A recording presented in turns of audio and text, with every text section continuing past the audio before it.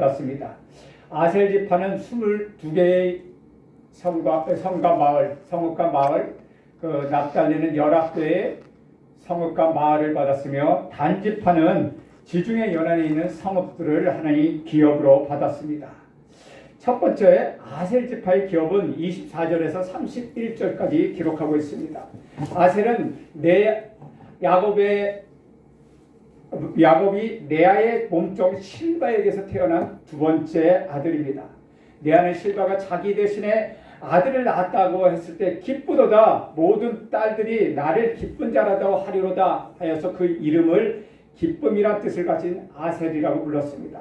또 창세기 49장 20절에 보면은 야곱은 아셀에 대해서 아셀에게서 나는 먹을 것을 기름질 것이며 그것들이 다 왕의 수라상을 차지하리라고 축복하고 있습니다.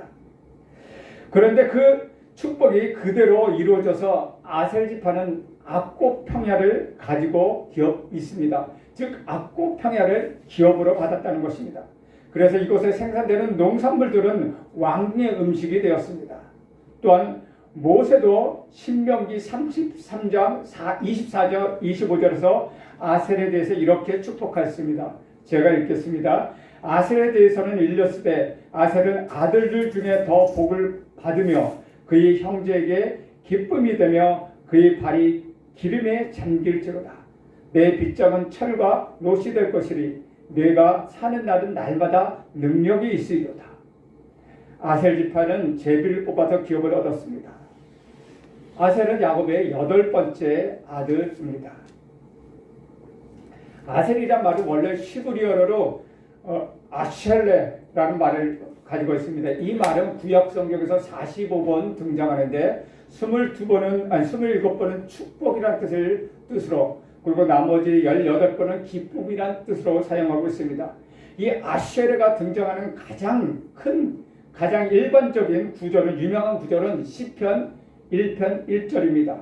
시편 1편 1절에 복 있는 사람은 악인의 길을 따르지 아니하며 라고 되어 있을 때 그 복 있는 사람 할 때 그 복이란 말이 바로 아쉐레라는 말을 사용하고 있습니다. 이 아쉐레라는 말은 단순히 기쁘다 그런 뜻이 아니라 내가 축복을 받았기 때문에 내가 하나님의 축복을 받았기 때문에 매우 기쁘다는 뜻을 담고 있습니다. 아쉐레는 일생 동안 평안과 물질을 복을 받은 사람이었습니다. 모세와 야곱과 함께 축복한 대로 아셀은 가나안 땅 중에서 가장 기름진 땅을 차지하게 되었습니다. 그들이 경작하는 땅에서 나는 식물들이 얼마나 귀하고 풍성하고 기름졌으면 왕의 수라상을 차지할 정도로 아주 기름진 음식들이었다는 것입니다. 지금도 이스라엘 사람들은 아셀 지파를 부를 때 곡물 지파라고 부른다고 합니다. 또한 이스라엘의 12지파 중에서 아셀 지파를 그림으로 그릴 때 항상 늘 수확이 풍성한 곡물이 가득 찬 모습으로 그렸다고 합니다. 사랑하는 여러분, 이처럼 예언의 말씀은 반드시 이루어지는 것입니다. 믿음의 기도는 더 좋은 것으로 풍성하게 우리에게 응답하여 주십니다. 우리 28절, 29절 한 목소리로 읽겠습니다. 시작. 에브론과 르홉과 함몬과 가나를 지나 큰 시돈까지 이르고 돌아서 라마와 견고한 성읍 두로에 이르고 돌아서 호사에 이르고 악십 지방 곁 바다가 끝이 되며 아셀 지파의 땅은 지중해 연안에 차지하고 있었으며 욥바 항구가 있었고 두로와 시돈이 가까이 있었습니다. 일평생 성전을 떠나지 않고 메시아만 오기를 기다렸던 선지자 안나가 바로 이 아셀 지파 출신입니다. 그런데 지난주에 우리가 살펴본 것처럼 이사갈 지파와 마찬가지로 이 아셀 지파도 많은 복을 받았지만은 가나안 사람들을 온전히 쫓아내지 못했습니다. 그래서 가나안 사람이 이스라엘 사람 가운데 사는 것이 아니라 오히려 이스라엘 사람들이 가나안 사람들에게 가운데서 살아가는 그 모양이 되어버렸습니다. 특히 아셀 지파가 받은 성 중에서 악고는 갈릴리와 이스라엘 평야를 이어지는 관문 역할을 하는 곳입니다. 그러나 이곳마저도 다윗시대에서도 실질적으로 차지하지 못하였습니다. 결국은 솔로몬 시대에 가서 비로소 그곳을 차지할 수가 있었던 것입니다. 사사기 1장 31, 32절에 보면 우리 함께 읽겠습니다. 네, 같이 읽겠습니다. 시작. 아셀이 악고 주님과 시돈 주님과 알람과 악신과 헬바와 아빗과 르옥 주민을 쫓아내지 못하고 아셀 족속이 그 땅의 주민 가나안 족속 가운데 거주하였으니 이는 그들을 쫓아내지 못하였습니다. 지금 읽은 사사기 1장 31, 32절에서는 아셀 지파 영토 가운데서 원주민을 쫓아내지 못한 7도시를 언급하고 있습니다. 악고, 시돈, 알람, 악심, 헬바, 아빅, 르홉 이 7성을 야구하고 있습니다. 그 중에서 악고는 가나안 가운데서 교통의 요청지로서 매우 중요한 보면 해안 도시이고 또 악고는 해안 평야를 끼고 있었습니다. 시돈은 두로로부터 북쪽으로 약 40km 떨어져 있는 지중해 변에 있는 잘 알려진 항구입니다. 알람은 아셀 지파의 도시이지만은 오늘 읽은 본문에서는 아셀 지파의 도시 목록에 그 이름이 등장하지 않습니다. 이처럼 아셀 지파의 기업은 갈릴리 산맥을 중심으로 해서 지중해 해변에까지 이르는 경사지에 위치하고 있었습니다.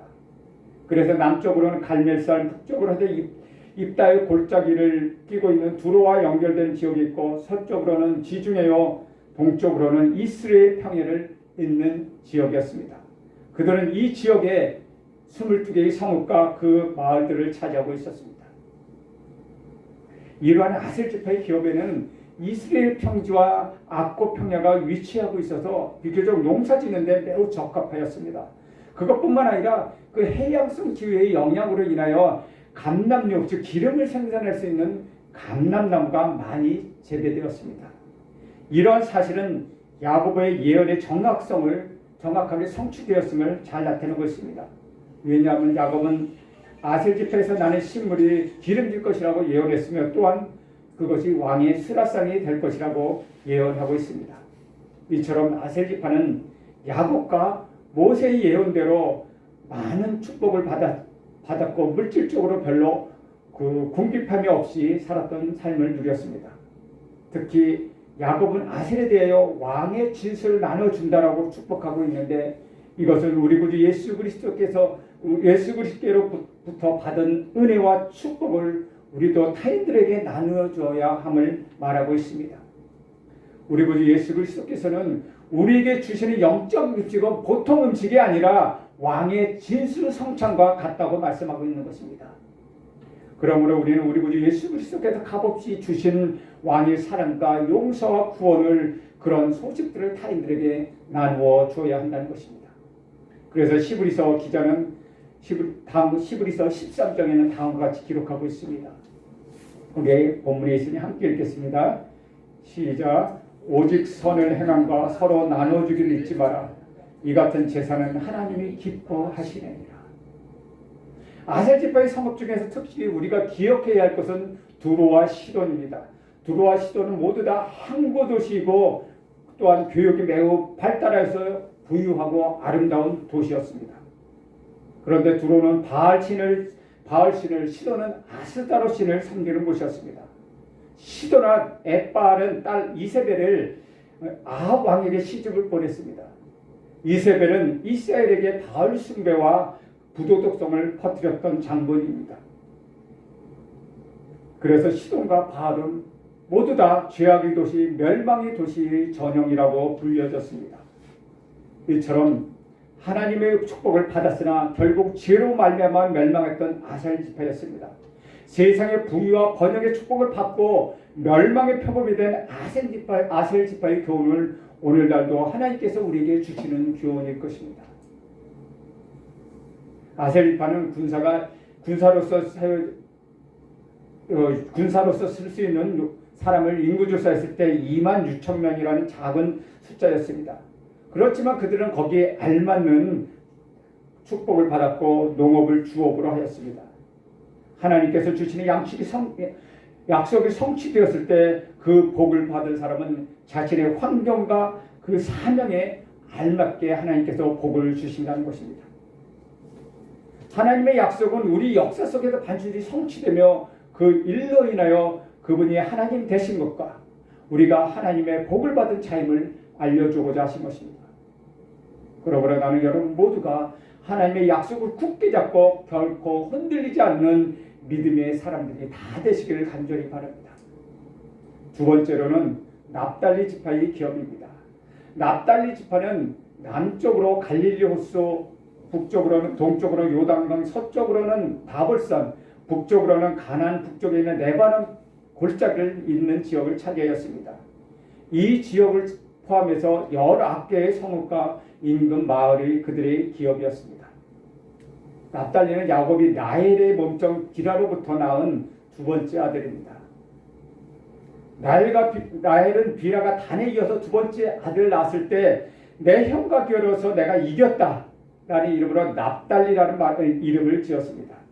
그리고 야곱은 그에 대하여 납달리는 노인 암사슴이라 아름다운 소리를 바라는 노라라고 축복하였고, 또한 모세도 은혜가 족하고 여호와의 복이 가득한 납달리여 너는 서방과 남방으로 얻을 자로다 라고 축복하였습니다. 이것으로 보아 납달리 지파는 갈릴리 산지 대부분을 기업으로 얻은 것으로 볼 수 있습니다. 이러한 산악 기업 탓에 납달리 사람들은 매우 민첩한 사람들이었습니다. 그래서 훗날 가나안 왕 야빈을 무찌를 때 결정적인 역할을 하였습니다. 납달리 또한 평소에는 암사슴처럼 유순하고 부드러운 모습을 보이고 있지만은 전쟁에 임했을 때는 그들은 큰 용맹을 바라기도 하였습니다. 특히 사사 드보라와 바락이 가나안 왕 야빈과 그의 군대 시스라와 맞서 무기도 전쟁에서 싸울 때 납달리아가 스불론 자손들이 이끌고 나갔다는 것입니다. 그리고 그들은 자기의 생명을 아끼지 않고 죽을 때까지 싸웠습니다. 그것을 사사기 5장 4절, 사사기 4장 6절, 사사기 5장 18절에는 다음과 같이 표현하고 있습니다. 우리 본문에 있으니까 함께 읽겠습니다. 시작. 드보라가 사람을 보내어 아비노함의 아들 바락을 납달리 게데스에서 불러다가 그들에게 이르되 이스라엘의 하나님 여호와께서 이같이 명령하지 아니하셨느냐. 너는 납달리 자손과 스불론 자손 10,000명을 거느리고 다볼산으로 가라. 그 다음에 5장 18절. 스불론은 죽음을 무릅쓰고 목숨을 아끼지 아니한 백성이요 납달리도 들의 높은 곳에서 그러하도다. 프로는 암사처럼 유순하고 온유한 납달리, 좋은 말을 하는 납달리였지만은 그들은 언제나 부드러운 말만 하고 사람의 비유만 맞추는 사람들이 아니었다는 것이죠. 분명히 진리와 비진리가 싸울 때 그들은 단호한 입장을 취하였고 진리 편에서 당당히 싸웠습니다. 바로 이것이 주의 은총을 입은 납달리 모습이고 곧 우리 성도의 모습이어야 하는 것입니다.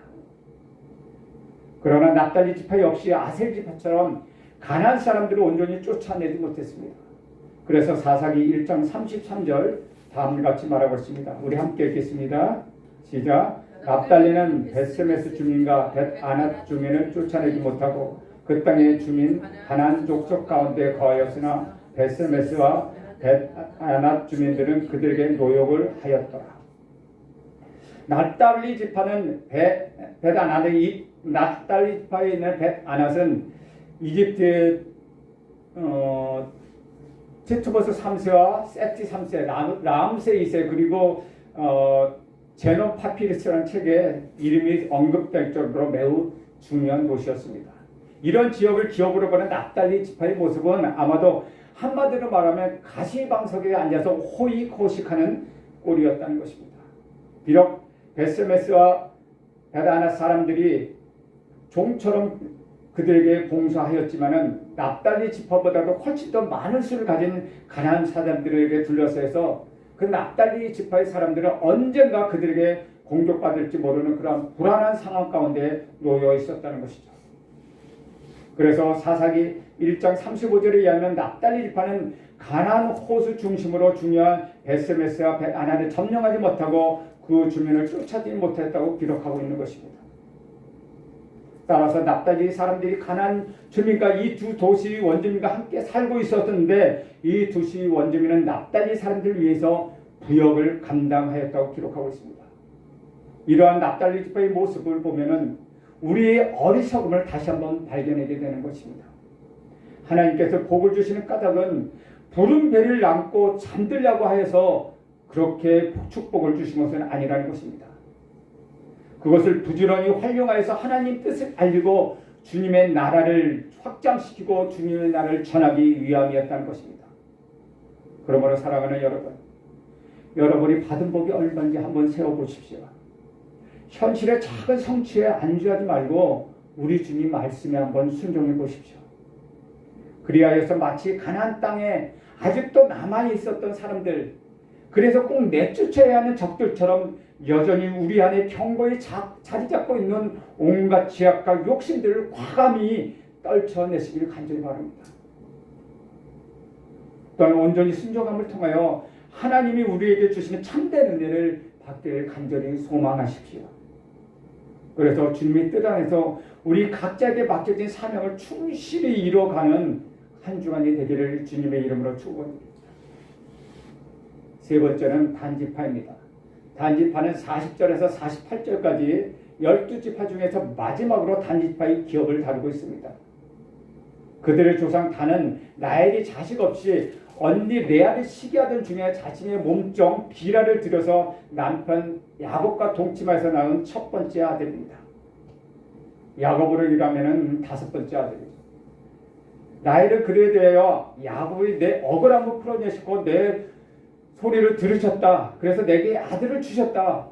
또한 야곱은 단에 대해서 창세기 49장에 다음과 같이 예언하였습니다. 창세기 49장 16, 17절 제가 읽겠습니다.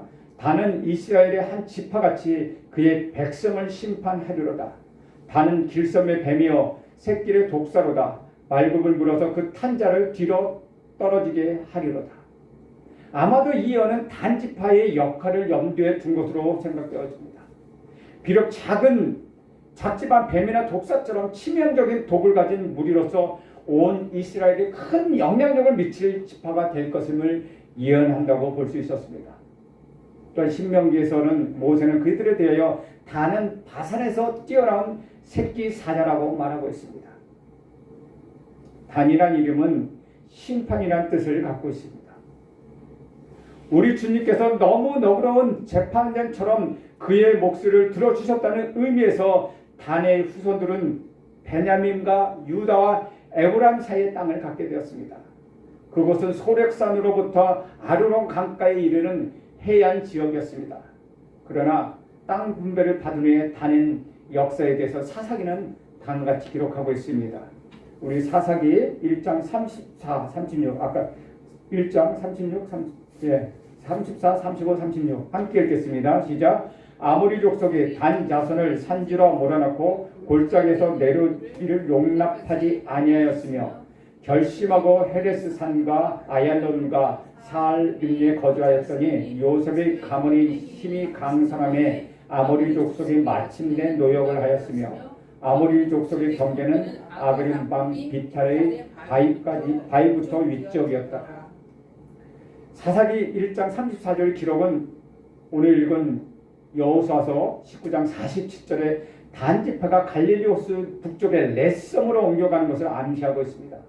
왜냐하면 19장 40에서 46절 단지파의 기업은 주로 지중해 동쪽에 있는 지금의 텔 아비브 근처의 지역을 위치하고 있기 때문입니다.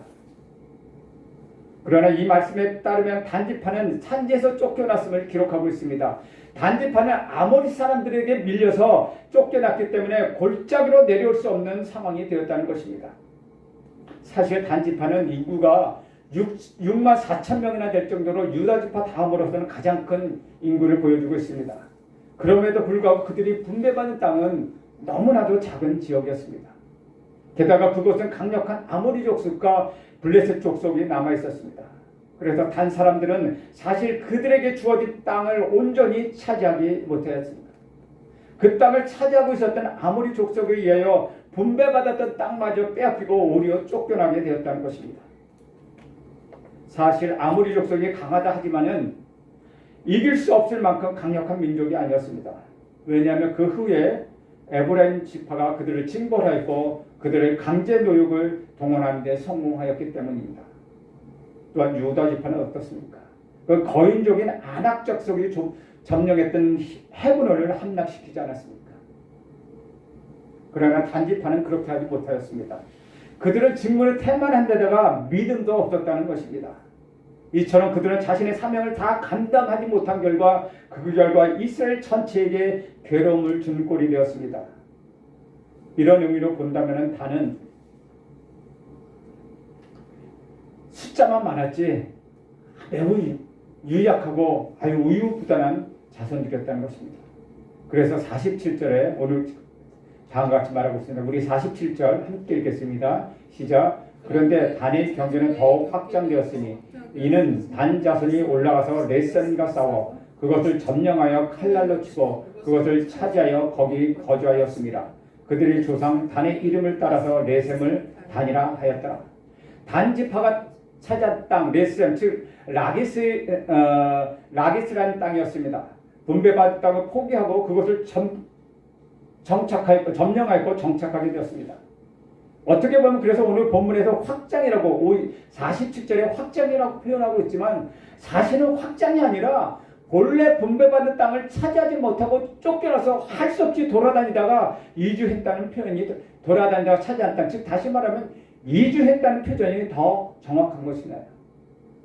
단지 자손의 경제는 더 확장되었으니 이는 단 자손이 올라가서 넷셈과 싸워 그것을 점령하여 칼날로 치고 그들을 차지하여 거기 거주하였습니다.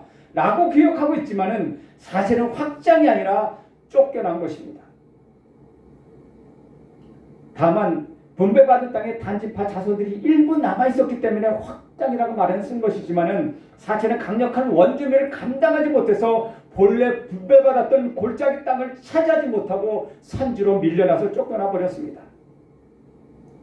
그렇다고 넷셈과 싸워 칼날로 치고 그것을 차지하였다고 하는데 실제로 사실은 사사기에 따르면은 평화롭게 살고 있는 넷셈의 사람들을 급습하여서 잔인하게 그들을 살해하고 그 성을 차지했던 것이지 혹독한 전쟁을 치렀던 것도 아니라. 즉 단지파는 강한 자에게는 비겁할 정도로 약하고 약한 자에는 아주 비열할 정도로 아주 잔혹하였다는 것입니다. 이것이 바로 사사기의 비극이었습니다. 그 이스라엘은 그 지역에서 거주하고 있었던 강인한 아모리 족속이나 끈질긴 블레셋 족속 등에 의하여 그들은 계속해서 침략을 당했고 어떤 경우에는 그들을 섬기게 되었습니다. 하나님 백성이란 말이 너무나도 무색할 정도로 그들은 비참한 처지가 되었습니다. 더욱이 단지파는 하나님 백성이 이스라엘에게 영적으로 악영향을 끼치는 지파가 되었습니다. 그들이 차지하는 넷셈이라는 지역의 이름을 따라서 단이라는 성읍을 세웠습니다. 그래서 그때부터 그런데 이 단이라는 것은 부왕국 여로보암 1세에 금송아리를 세워서 단을 우상숭배의 중요한 장소로 삼았습니다. 그래서 단은 우상숭배의 대표적인 민족이 되었다는 것입니다. 이것은 그들이 사명을 다하지 못한 결과입니다. 이와 같이 단지파의 모습은 사명이 다하지 못한 삶의 비극적인 모습을 우리에게 보여주고 있습니다. 그들은 하나님이 자신들에게 주신 사명과 기업을 소중히 여기지 않았습니다. 오히려 자신의 욕심과 인간적인 판단으로 인하여 얻은 땅을 우상 숭배의 중심이 되었다는 것입니다.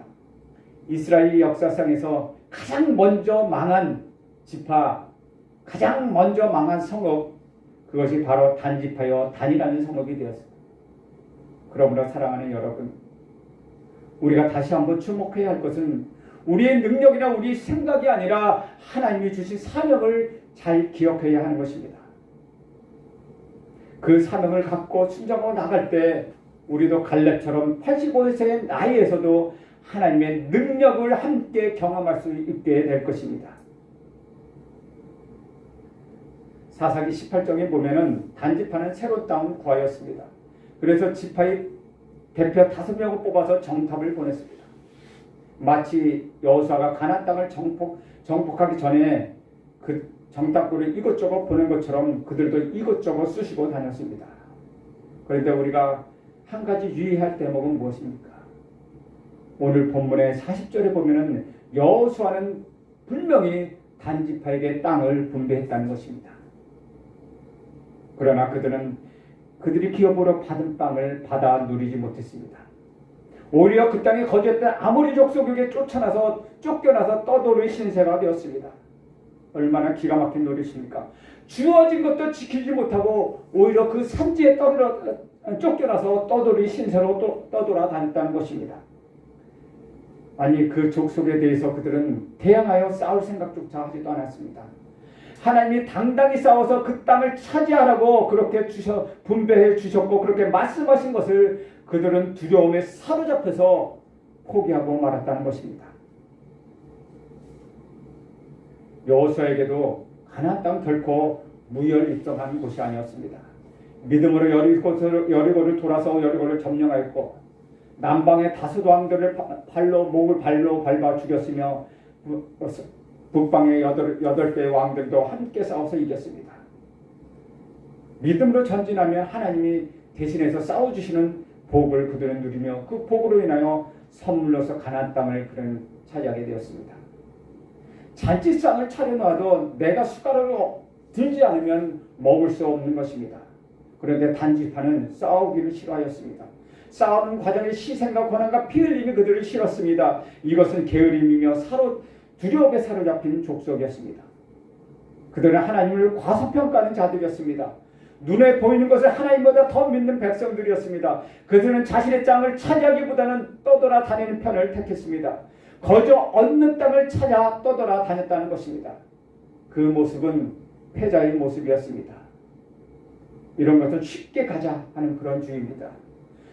편하고 쉬운 곳을 골라서 가려는 단과 같은 심보를 이렇게 말하는 것입니다. 편한 것은 무가치한 것이 대부분입니다. 게으른 것은 악한 것입니다. 하나님은 자기에게 정해준 땅을 옮기지 말라, 그 경계를 옮기지 말라고 경고하셨습니다. 성경에서 말하고 있는 제자의 대가는 대부분 상금이 따르고 있습니다. 말씀에 따라 순종하고 말씀에 따라서 순종하고 실행하면 축복이 약속되어 있었습니다. 그런데 단지파의 가슴 속에 들어있는 단어들은 무엇입니까?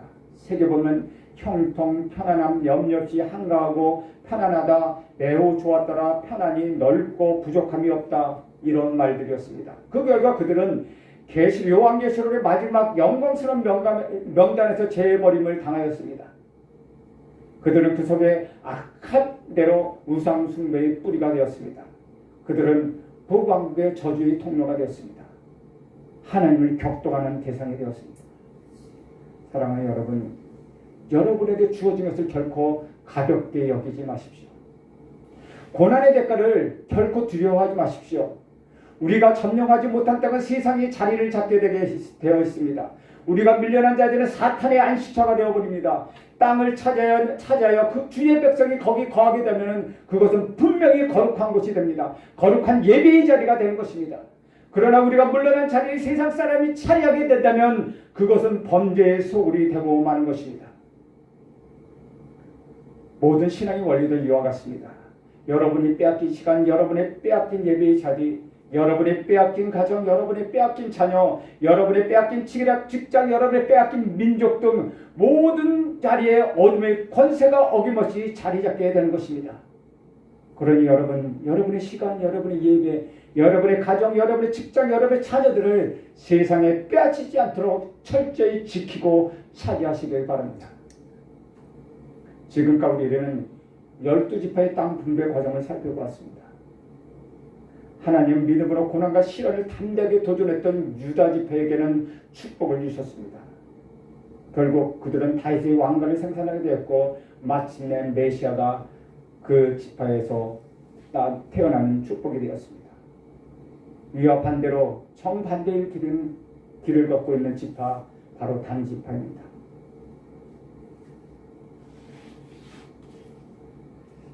원래 단지파가 지배의 땅은 지중해 연안에 인접한 아름답고 비옥한 땅이었습니다.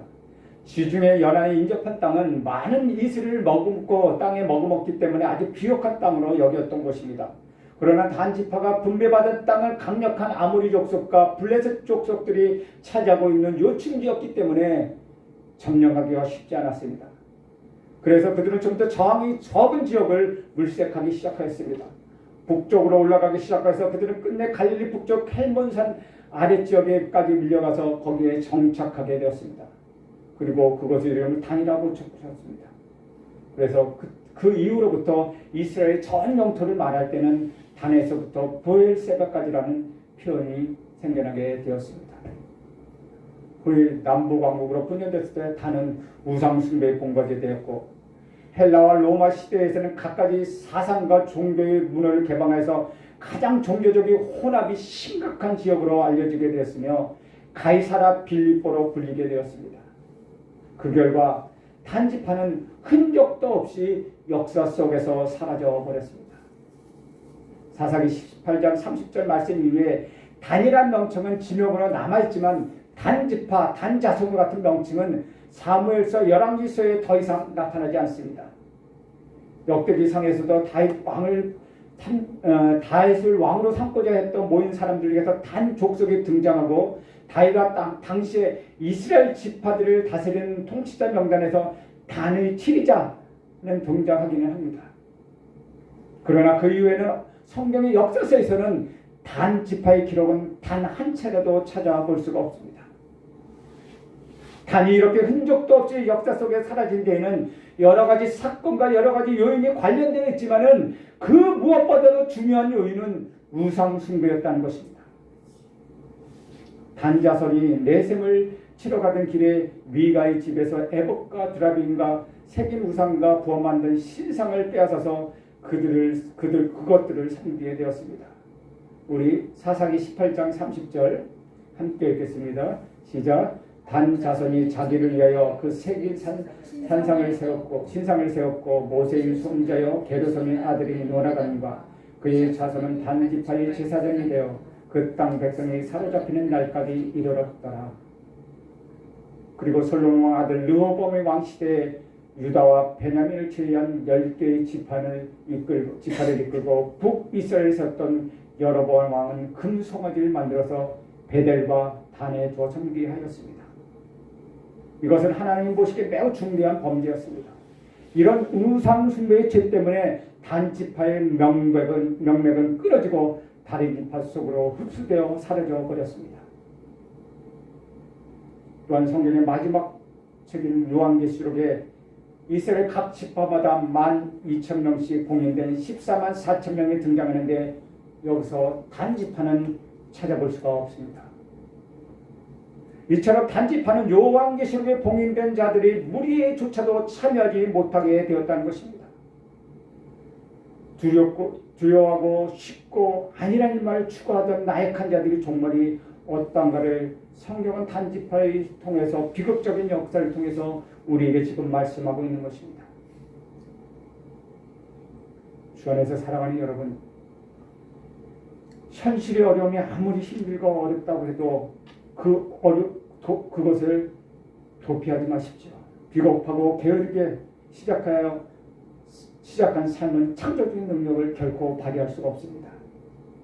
남부 산악지대를 본받았을 때도 고난과 시련 앞에서 용감히 도전했던 유다는 결국 가장 좋은 땅을 차지하여 하는 축복을 받았습니다.